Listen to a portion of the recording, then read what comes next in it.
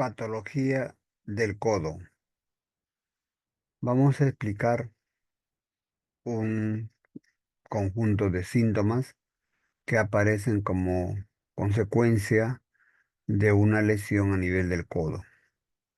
Para esto, aquí en el lado derecho de esta imagen podemos apreciar que es una imagen del brazo derecho.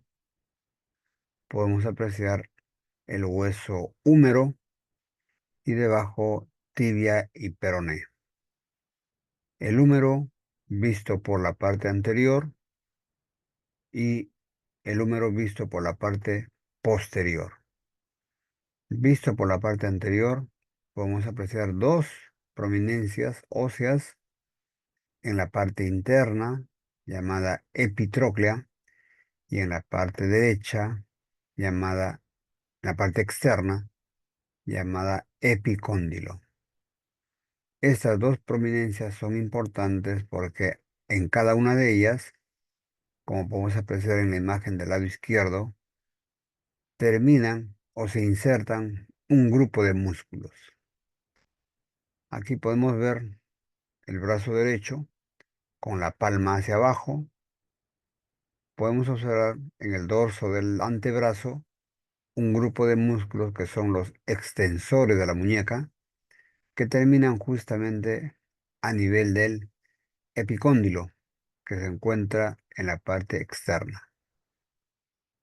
Y cuando colocamos el antebrazo con la palma hacia arriba, podemos apreciar en la parte anterior otro grupo de músculos que son los flexores de la muñeca que terminan o se insertan en la prominencia llamada epitróclea que se encuentra en la parte interna del codo.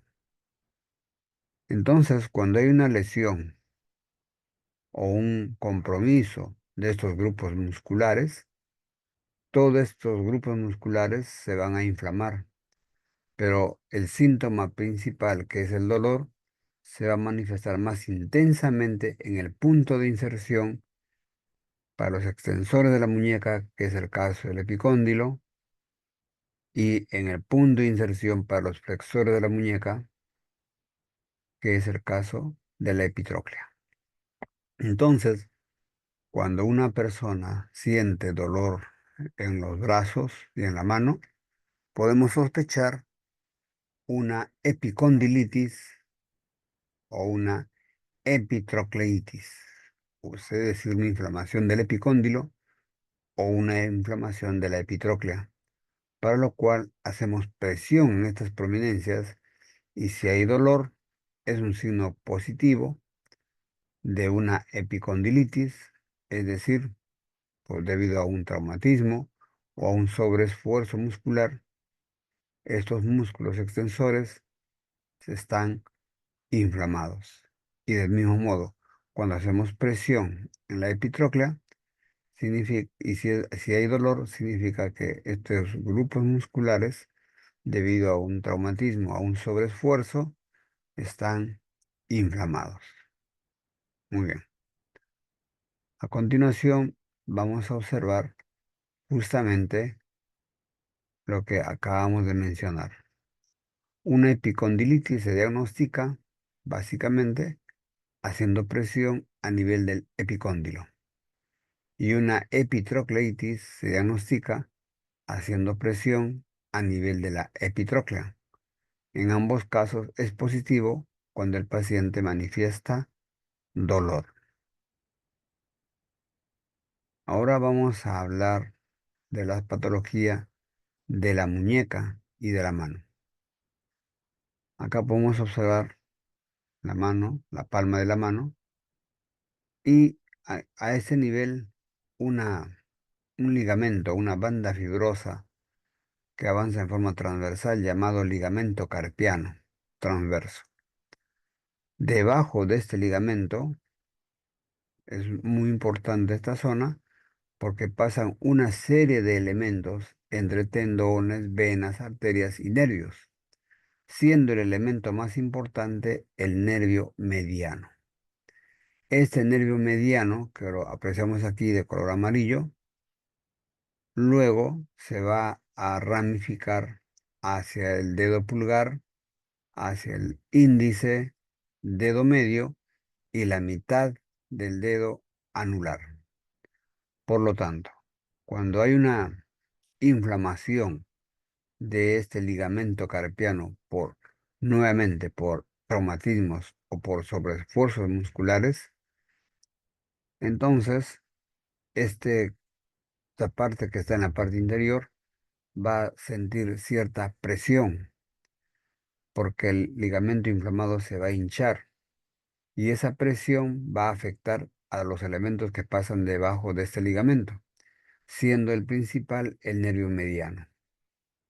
Y cuando lo presiona, entonces el paciente va a manifestar dolor, no solamente en esta parte de la muñeca, no solamente se va a manifestar el dolor o el adormecimiento, sino que también se va a manifestar a nivel del pulgar, dedo índice, dedo medio y la mitad del dedo anular.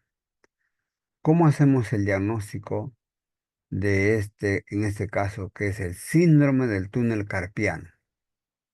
El trastorno se llama síndrome del túnel carpiano, porque se va a comprometer este túnel, este estuche, este túnel que se forma aquí, por una banda que es el ligamento que pasa por encima. Pues el diagnóstico se hará con dos pruebas básicamente. La prueba de Tinel, que consiste en que el paciente está con la palma de la mano hacia arriba y con un martillo médico se golpea justamente la zona donde se encuentra el ligamento carpiano y el paciente va a manifestar dolor. Y otra prueba es esta, que es el signo de Fallen, que consiste básicamente en pedirle al paciente que coloque los brazos y las manos en esta posición o en esta otra posición, en esta otra posición. Entonces, cuando el paciente antes de los 30 segundos de estar en cualquiera de las dos posiciones siente un adormecimiento o dolor a nivel de la muñeca, entonces estamos haciendo el diagnóstico del síndrome del túnel carpiano. Aquí, en esta imagen, podemos ver una enfermedad que no es tan común, llamada enfermedad de Dupuytren, que es una enfermedad, digamos, degenerativa, que atraviesa por tres grados: grado 1, grado 2 y grado 3. Es decir, en el grado 1, al comienzo de la enfermedad, aparecen unas nodulaciones, como se puede apreciar aquí, en la palma de la mano. Unas pequeñas depresiones o unos nódulos. Conforme pasa el tiempo, ya se puede apreciar una cuerda fibrosa que se extiende hasta al dedo correspondiente. Y cuando pasa más tiempo, esta cuerda se retrae, se tensa y entonces el dedo queda en flexión. El paciente tiene dificultad para extender cualquiera de los dedos que estén comprometidos. Esta es una enfermedad reumática llamada enfermedad de Dupuytren. Aquí podemos apreciar una imagen que representa otra alteración a nivel de la muñeca llamada la tenosinovitis de Kervain. Entonces, podemos apreciar aquí que básicamente compromete al dedo pulgar. Aquí observamos los tendones del extensor corto del pulgar y del abductor largo del pulgar, envueltos por un retináculo, por una banda delgada, fibrosa.